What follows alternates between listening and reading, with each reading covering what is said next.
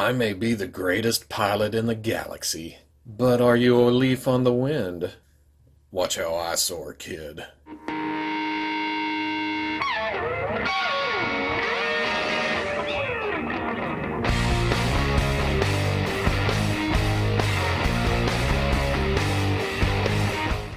Okay, people, welcome back to another Fwoosh review. Tonight, I'm taking a look at the Bandai SH Figuarts Guardians of the Galaxy Volume 2, Rocket and Groot, and Star-Lord. Now, I should probably review these separately, but I can't help it. I need to open these. I want to mess with them both equally, and I just can't help myself. I'm an impatient bastard. I shouldn't be, because we have perfectly good versions from Hasbro of these two characters, well, three characters, but man, there's just something about Figuarts gets me going. Now, looking at the package, as you can see, pretty promotional pictures on the front instead of a big window.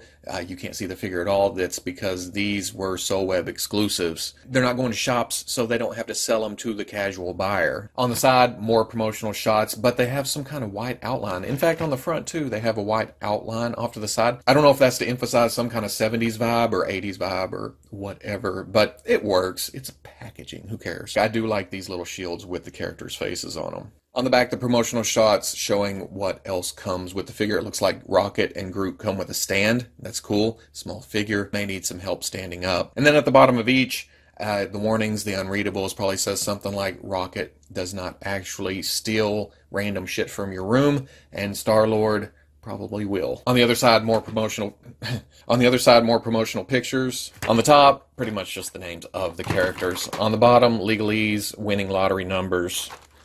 So, I'm going to get these open and see if they live up to the hype. And there we go, all out of the package. And I have to say, I do like these, but man, it's a shame they're not slightly larger. Looking at Star-Lord first, lots and lots and lots of great detail here. There's stuff on this figure that I didn't even realize was on the character in the movie. And I'm going to make several comparisons to the Hasbro figure just because it's my frame of reference. It's what I have, or have had in front of me for several months now. And all the details are about the same, but this veers off into what I have to say more accurate territory. The little pins on the lapel, the extra detail down on the pants, the paint on the boots, and paint overall. There's some nice shading here and there. It's not just overly heavy, but they did use an airbrush or some kind of overspray to come in and just darken down the details a little bit. It looks fantastic. And then getting up to the head, this may be the best Chris Pratt likeness that we've seen. And it's Figuarts. We kind of figured that, but the last few releases have been a little bit off, I think. Damn good, both paint and sculpt, but it seems a little bit off. Here, maybe not every angle, but most angles, oh, they nailed it. Even up close where you can usually see kind of the printed on look with the dots and such,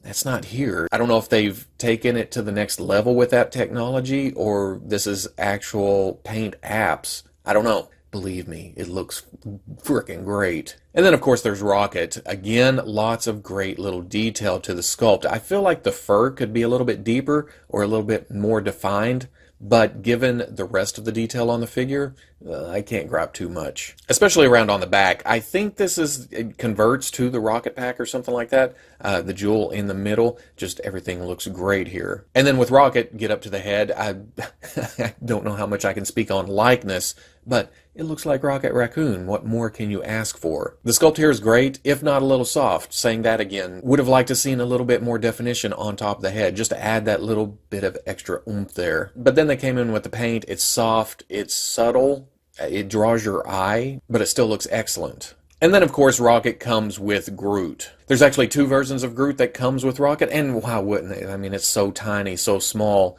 They should throw in something a little bit extra. Even though this figure does come with a lot of extras, it's nice that we get two versions of Groot. The first is his standard baby Groot look. Nice detail, but because of the tininess of it, it's hard to get a lot of detail in there. I feel like they got as much as they could in there. And then, of course, there's the Ravager suit Groot. It doesn't have every single itty-bitty detail there, but they nailed it for the most part. You can see the chest emblem and the little zipper that goes up the front. It's kind of nifty there. For Star-Lord, not a lot of gripes here. I don't know how much I like the rubber diaper look. Makes his pants look a little bit thick there and his crotch a little bit low. I don't know if it looks proportional. It's just maybe I'm used to action figure proportions. But just like the Tony Stark, it is a little bit difficult to get it all straightened out once you get it into a pose of some kind. To come back to neutral position, it's a little bit easier than Stark, but it still throws it off a little bit. That, and I feel like the shoulders aren't quite as mobile as usual. He's got the jacket coming out over, he's got this cut piece coming out over the shoulder, and then the shoulder itself has a flat part on top. It moves, but it feels like it doesn't move as much as it could, you know what I mean? For Rocket, he also has a shoulder that sticks up, and sometimes when you want to come up with it, you've got to kind of bring it down and get it inside that cup right there, and then you can bring the arm up. It just likes to snag on the top piece right there. And I'll go over articulation in a minute, but it's loaded with articulation, just believe me, for half a second. But get around to the tail, and it seems like they could have done more here. That's about the range of movement. I would have liked to seen it come down further and act like a kickstand, so it'd be easier to stand him, because he does come with this little stand, which I'm good with that. And you can get him to stand, but it's a chore. It's kind of a bear. You got to get him leaned forward a little bit, because the tail kind of acts like a counterbalance. It weights it too heavy in the back. So not the easiest thing. Well, of course, believe me, little feet, not the ankle articulation that it was expecting. Yeah, it does make it a little bit difficult. And then there's Groot. They did everything they could with Groot. I have no complaints about this. Tiny, and you do have to use this clear block, at least on this one. I thought the clear block was attached to the figure, but no, you just kind of stand him in it, and then you can stand him up on the shelf. The Ravager Groot, don't really have a problem with it standing up. It comes with its own clear block that you can fit on it, but yeah, he likes to stand up, so not a problem there. Going over articulation, there's a dumbbell joint in the top of the neck and also at the bottom of the neck, so you get a great range of movement all the way around. You can look down, you can look up, tilt to the side, rotation. There's a dumbbell coming out to a bigger ball joint in the shoulder. You can't really get around because of the jacket and the cup, but you can get really high up out to the side. Then it swivels around very tight. Single hinge in the elbow comes up to a little past 90, not that great. Swivel hinge swivel in the wrist, you can get up and down, and then you can get it to move around. You can get side to side. Ball in the mid-torso and at the bottom of the waist, I think. Oh, no, yep,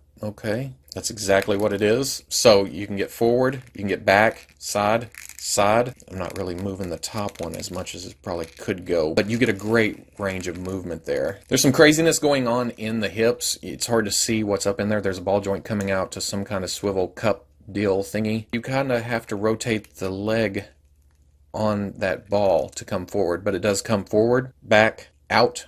There's a little swivel there. Single hinge in the knee comes up to about right there. Ankle on a figure arch joint. Back, not so great because of the shoe coming up the back. Forward, there is some rocker, and a toe joint comes up to about right there. For Rocket, he also has a dumbbell joint up at the top of the neck and at the bottom, so you can get forward, you can get up, side, side. The thing I'm watching here is, and then you probably see it in some of the pictures here in a minute, the neck is easy to get off center, and it wants to stay that way. You got to kind of bring it back around. There's a cup hiding the dumbbell joint in the shoulder coming out to a ball joint. Like I talked about, you got to kind of work the shoulder in to get it to come out. There's forward, there's back, there's up, there's down, then it swivels around. Single hinge at the elbow comes up past 90, further than Star-Lord actually. Swivel hinge swivel at the wrist, so you can, oh, I popped it off the ball. It's a little bit tight there, but you can get up, you can get down, and then you can rotate that around. Dumbbell joint in the torso, ball, whatever you want to call it, mid-torso and bottom, so get forward, back. Not a lot of side to side though, it just wants to work forward and backwards. The tail, just a single ball joint, talked about that. There's a cup coming out, hiding most of the hip joint movement. I don't know what's in there, but you can get forward, you can get back,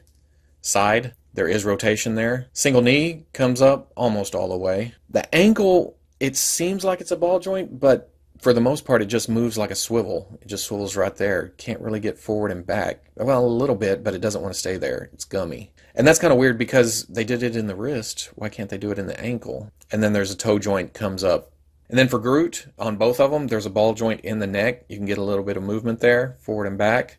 And then there's a swivel at the arm. You can bring it up to here and here. It's so tiny. Going over accessories, Star-Lord comes with several sets of hands. He comes with a set of fists. He comes with a set of open but relaxed hands. And then he comes with 2 trigger finger hands. And switching those out, they just pull off like your standard SH Figuarts figures. Pop the other one on. Not a lot of trouble here. It's not like the original Darth Maul. He also comes with a pair of his elemental guns. Nice sculpt of these, just really sharp details, really. A little bit of paint, silver, gold, to bring out the details there. But oddly enough, they aren't exactly the same. There's a left and a right. There's a fin right here that sticks out that goes towards the open part of the hand. And I've got the hand stuck on there because why not? There's nothing else he's going to do with these but hold this gun, so I leave them on there. As you can see, that fin right there, and then the fin on the other side. And that's, I think, to keep the gun from rotating in his hand. It's a little bit of loose grip, and there's not really a trigger hole for the trigger finger to go into, so it keeps the guns pretty straight in his hand. And then finally there's the alternate head, which is the masked head. I love the look of this. I love the look of Star-Lord in general, but this is just icing on the cake, really. There's a metallic sheen to the silver and the gold, but then come around to the red, it just stands out, you know. It stands out against the colors of the rest of the head. And then the hair on top, nice sculpt. Not a lot of detail to the paintwork there, but you get the idea. Now to switch that out, that just pops off like that. You just pop the other one in the hole, and there you go. But man, the Chris Pratt head looks so good. I hate to cover it up. I hate to use that. Get over to Rocket. He has 2 sets of fists, or well, raccoon fists. They look odd, like the knuckles are sticking it straight out a little bit, but I'm going to call them fists. He comes with a set of relaxed open hands. He comes with a set of like battle open hands, kind of claws out. And then he comes with a set of hands holding blasters. They didn't give separate guns for this, which makes sense. It's so small. I have no problem whatsoever with them being molded into these hands. And to pull those off, just a tiny, tiny little peg right there. It's not super tight to pull them on and off, but being so small, it is kind of hard to get it lined up to put the other one on there. And then Rocket comes with 2 other heads. In the package, he comes with kind of a snarling face. Mouth is closed, but you can see his teeth. He looks angry. Then he comes with an open mouth head that has a fantastic teeth sculpt up inside of it. Same paint apps, but just looks way, way meaner. And then he comes with a neutral head that's, you know, just him sitting there being a smartass, thinking, not really doing much, or working on something, whatever you want him doing. And to pop that off, just a ball joint on the top, and you pop the other head on. And then for Groot, this is going to be really hard to show in pictures because it's so tiny and small, but he does come with interchangeable heads. In the package, the Ravager Groot has kind of a sad face. You know the scene. You're thinking of it right now. Don't get sad. The standard baby Groot has a smiling face, which again makes sense for this body. And then he comes with a neutral face, if not a little bit sad. I don't know if it's a mar in the sculpt or what, but mine kind of has a brow that makes it look like he's about to cry. And to switch that out, oh, so small. Pop that off. The tiniest ball joint I've ever seen right there.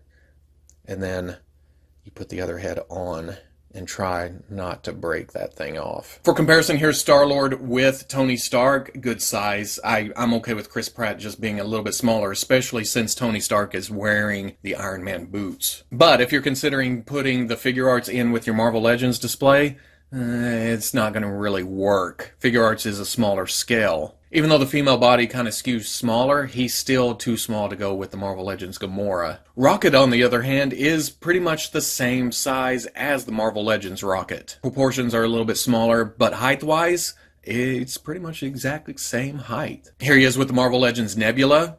Like I said, you could fudge this into your Marvel Legends display. And finally, here's the Figuarts Groot with the Marvel Legends Groot. But definitely a size difference here. But when it comes down to it, I kind of feel like the Figuarts is more in scale with Legends than the Legends one is. Here's Groot with the Marvel Legends Build-A-Figure Mantis.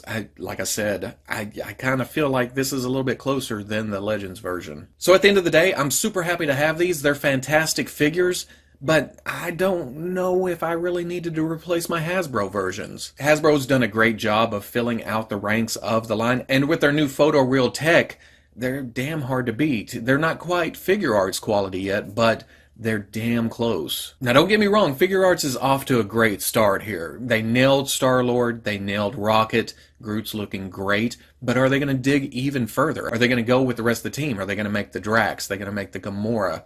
And past that, are they going to make the bad guys? Are they going to make Nebula? Are we going to see Yondu? I don't know. Figuarts is so finicky when it comes to finishing out teams or giving us other characters from that same team. While we have nearly the complete movie cast in Legends form, but that's not taking away from these actual figures themselves. They're essentially little works of art. If you are a Figuarts whore, which I'm kind of a whore, but I also, well, I buy a little bit of everything.